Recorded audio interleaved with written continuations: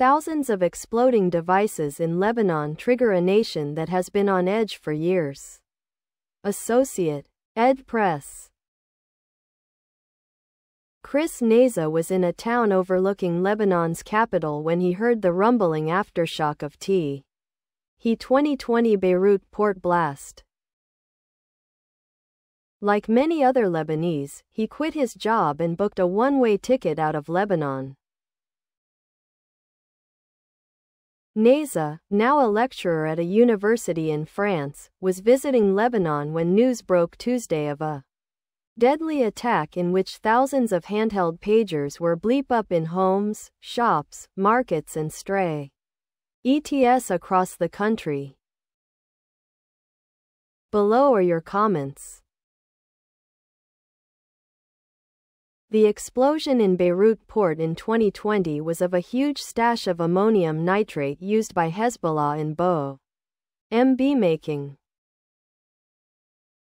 Recent explosions of Hezbollah's pagers, used solely by them for encrypted messaging within the organization, was in response to Hezbollah, Lebanon firing over 8,000 missiles into Israel this year. Hezbollah's threats to massively retaliate on Israel will turn Lebanese life into another time of terror. The Lebanese must ask themselves whether Hezbollah's continued presence should be tolerated. He was hoping to get a boost from Nasrallah's speech.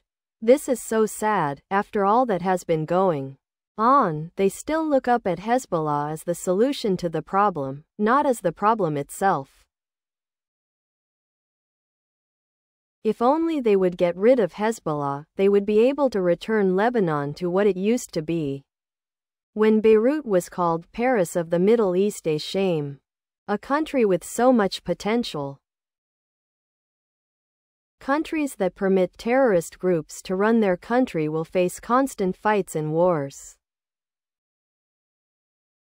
Iran keeps supplying weapons and there will never be peace. 1000s. That's a lot of operatives interconnected at an instant. Quite the terror network. Please subscribe to my channel. And if you like it, please thumbs up.